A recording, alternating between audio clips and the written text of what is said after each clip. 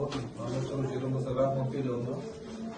Bize mahalle loyhasida kirpimiz var, 3 kirpimiz var.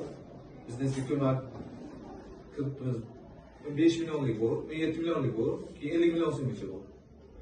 5 milyonlikni bilan 17 milyonlikni ferilga beriladi. İmtiyozlar oldi oy. 50 milyon so'mlik var, 5 yilga beriladi, 2 imtiyozlar bilan beriladi. Tanlangan mahallaga o'z-o'zini band qilgan fuqaroga beriladi. Plastik kartochkaga tashlab beriladi. Kirdik. Maqsad asosida beriladi. Misol o'z-o'zini band qilgan yo'nalish bo'yicha shunga qilib beriladi. Misol chorvachilik deb o'z-o'zini band qilsa, chorvachilik yo'nalish bo'yicha beriladi. Tikuvchilik desa, tikuvchilik yo'nalish bo'yicha beriladi.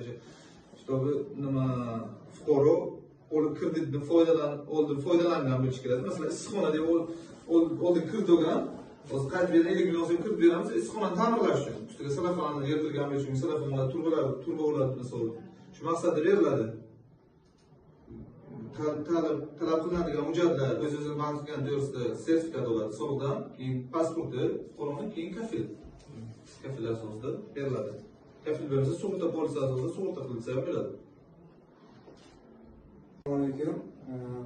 Men shu mahalla loyihasi bo'yicha tushuntirmoqchiman. Mahalla loyihasi 28-mart 2025-yildan o'zgartirish kiritildi. Bunga faqat ayollarga 2% marja tushirib, ya'ni 25% edi. Erkaklarga 25%gacha qolib, ayollarga 23% dan kirit ajratilibdi.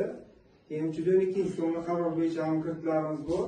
Bu aylanmasi bo'lgan, keyin 24-yilda, 11-yillarga kamida 1 yilda aylanmasi bo'lgan korxonalarga ajratiladi.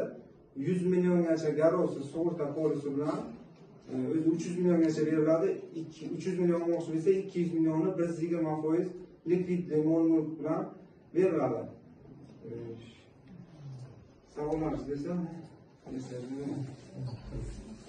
men To'ymurodov Fasxor, Kiyovjo'da maktabida yashayman.